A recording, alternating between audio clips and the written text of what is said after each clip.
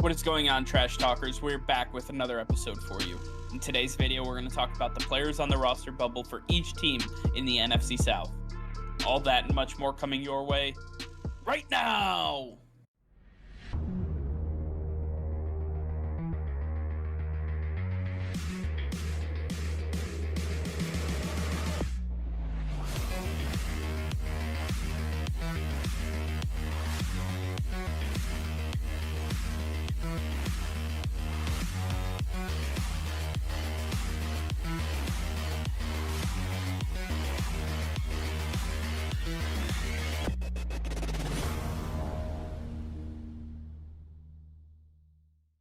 All right, Nick, as we continue the series, we're going to talk about the NFC South.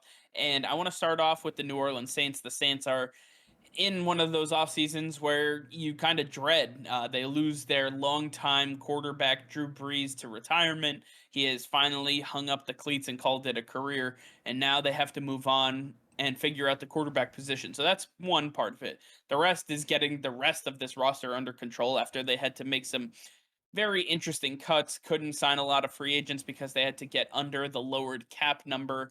And there was a whole lot of animosity that went on, not only with that, but with Michael Thomas coming back from his injury and from surgery. He may be out for half the season.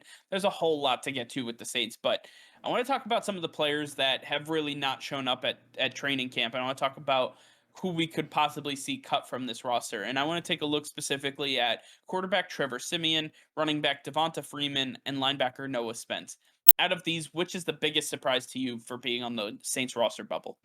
To me, the biggest surprise is Trevor Siemian, a guy who I actually thought had a chance to compete with Jameis Winston and Taysom Hill for that starting job. Trevor Siemian's a guy who's had success as a starting quarterback in the NFL. He's taken over teams in very precarious situations, but made the most of every opportunity. And with all of that experience he has facing off against NFL teams and having all that success, I would have thought he would have been a perfect candidate to possibly take over for Drew Brees. But we hear nothing from him in camp. It's all about Taysom Hill and Jameis Winston, what they're doing in their quarterback competition. Trevor Siemian's doing nothing to stand out from the crowd. He's not doing anything that is different to be the guy for the New Orleans Saints. So I think that if Trevor Siemian continues to just go with the flow, be part of the motions, he's just going to find himself on the outside because there are not too many quarterbacks kept on every roster, and Trevor Siemian is on the very edge of what the Saints are willing to hold on to. I think Trevor Siemian is a guy who could find himself as a free agent by the end of training camp. Next up, we have the Carolina Panthers, and the Carolina Panthers find themselves in a precarious situation where they are in a position where they can compete for what is expected to be a wild card position. And taking a look at this roster, they have to really fine tune the players that they have because of the interesting spot that they find themselves. So taking a look at some players that may not make it to the regular season, I take a look at players like Keith Kirkwood at wide receiver, Ian Thomas at tight end, and cornerback Stanley Thomas all over the third. When I take a look at the wide receiver position, though, Keith Kirkwood stands out to me because he was one of those guys that has stepped up at times for the Panthers, especially with Teddy Bridgewater, had a good rapport with him. Now Bridgewater's out, Sam Darnold is in, and the Panthers are looking elsewhere.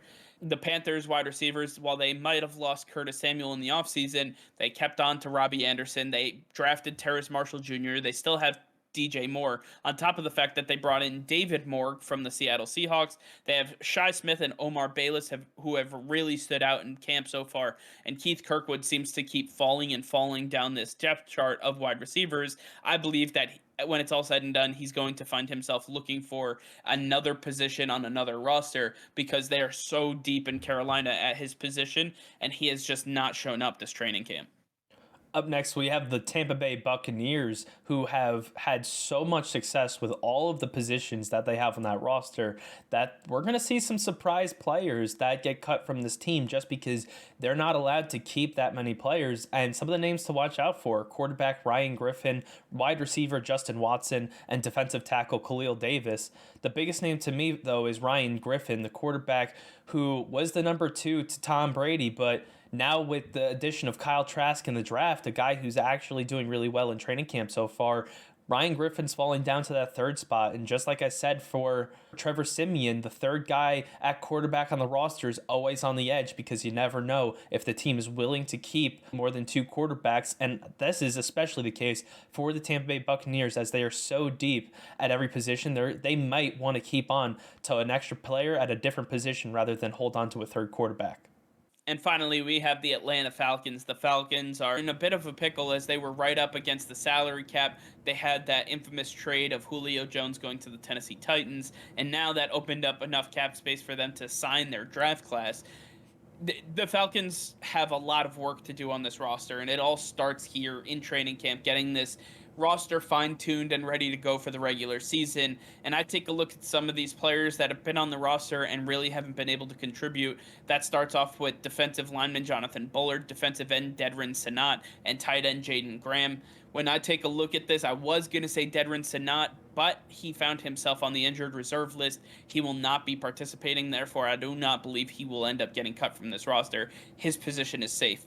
So now I want to talk about Jaden Graham a little bit. Jaden Graham is one of those tight ends that filled in a nice void for the Falcons when Hayden Hurst was out or when he wasn't playing up to snuff.